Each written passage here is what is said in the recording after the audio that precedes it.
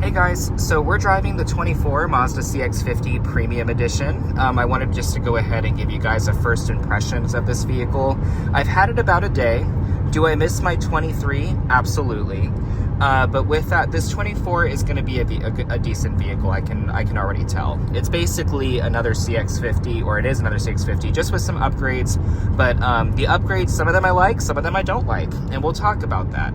So the first upgrade that I do like is the fact that I have wireless charging and a Bose sound system. Now, granted, I didn't care if I had those, but because they dropped the Preferred Plus trim, this was the only option I could do without losing features. And then additionally with that, some upgrades that I actually don't like on this car is the suspension. The 24, I noticed it rides a lot softer than that of the 23. The 23 was a very stiff suspension. This one, not so much. And it's not bad, it's not uncomfortable. I see why they did it, because honestly, what car enthusiast, or really, somebody who would want to drive race cars or something of that sort, they're not going to use this particular vehicle to do that. You can actually modify it. So they did update the 24s with a little bit of an updated shock and a softer suspension to make it more comfortable, but I did like the 23's roughness a little bit better. The other thing I did notice is that on lower speeds, the steering wheel was upgraded. The rack itself, the software was updated to give it a little bit more assistance. So it works when your hands are full, but I am going to miss the steering being a little bit rougher. So it's one of those where, it's an upgrade that was necessary, but it's an upgrade that I'm not particularly a fan of. But I'm one person, it's one of those where you're making this car to please a crowd per se, so I get it. And it's not bad. Honestly, I got used to it very quickly. It's one of those where I wanted to keep my 23. I really liked that vehicle. It was just going to be too expensive to keep that one, which is so weird. But like a used car, the interest rate was so high, it was actually superseding the payment I have on this one. It was stupid. So with that, that's where we're at. I'll start showing you guys some more features with this vehicle in terms of how the adaptive cruise control works and such. I'm actually being very light with it because it is under 600 miles, so we don't necessarily want to do anything evasive with the vehicle until it hits that point. In this regard, I am varying the RPMs. You don't use cruise control when you are breaking in the engine. You do want to vary the RPMs a little bit in these cars, just to kind of let things break in. Now, granted, it's already broken in from the factory, but still, it's one of those where for your own peace of mind and for engine longevity, don't push it right out of the dealership. So the reason why I'm not going to show you cruise control quite yet is because when I use the adaptive feature, which this is all it has, the adaptive feature is actually going to accelerate the car really hard if it is going to switch lanes.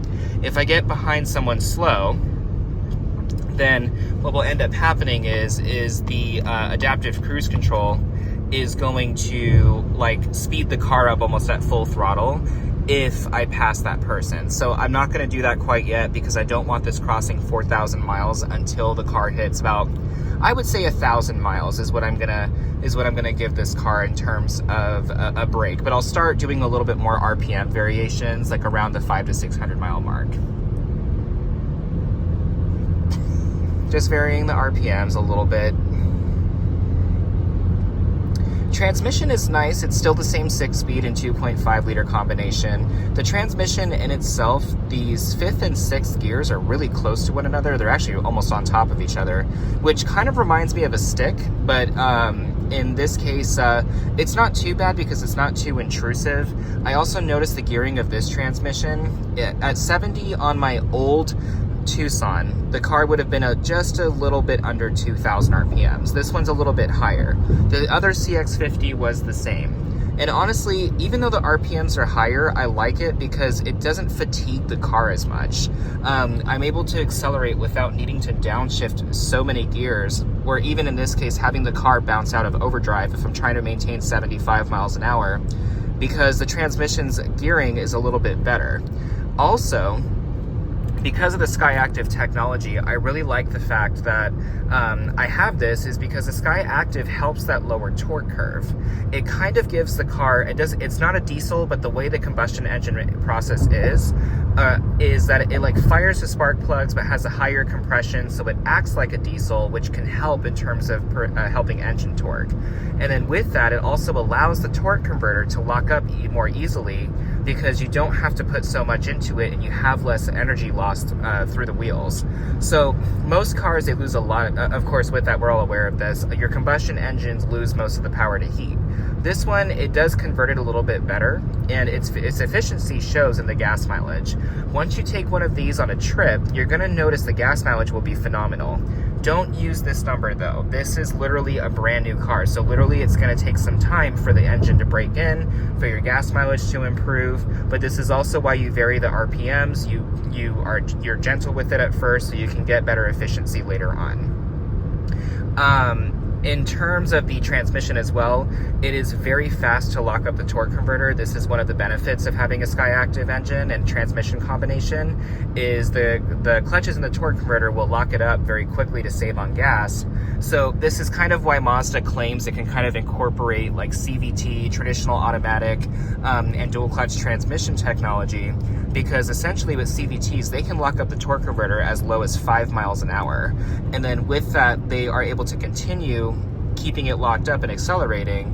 The dual clutch, it's going to obviously be more of a direct drive method, so you have that as well in this vehicle, because then what you're going to end up doing is locking up the torque converter, and it's going to basically act like a manual.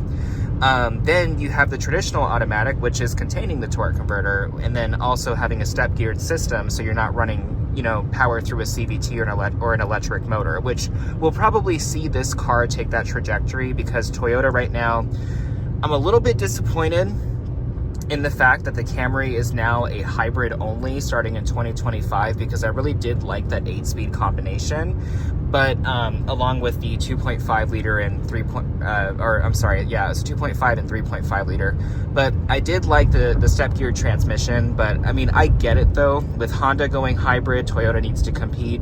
I'm not going to be surprised if Toyota takes the RAV4 and does the same thing.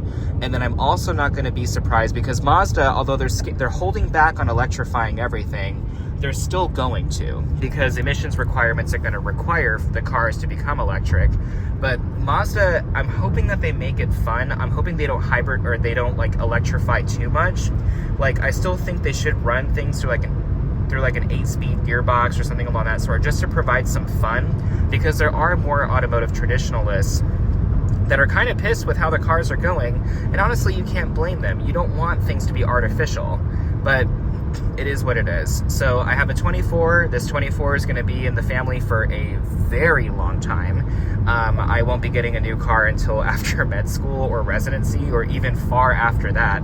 So yeah, this is kind of where we're at here, but yeah, it's nice. I'm just on my way home, and yeah.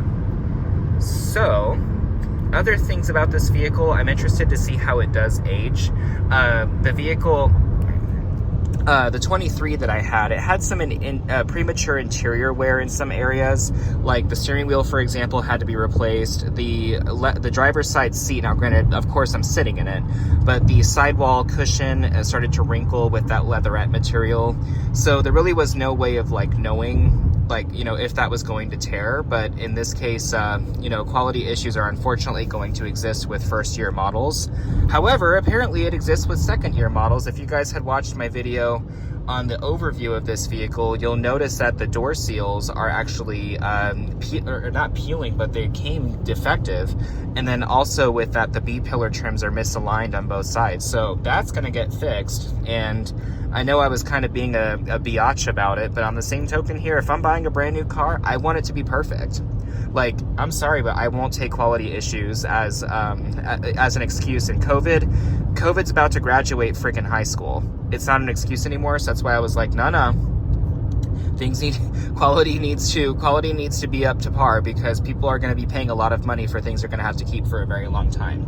So it needs to come nice.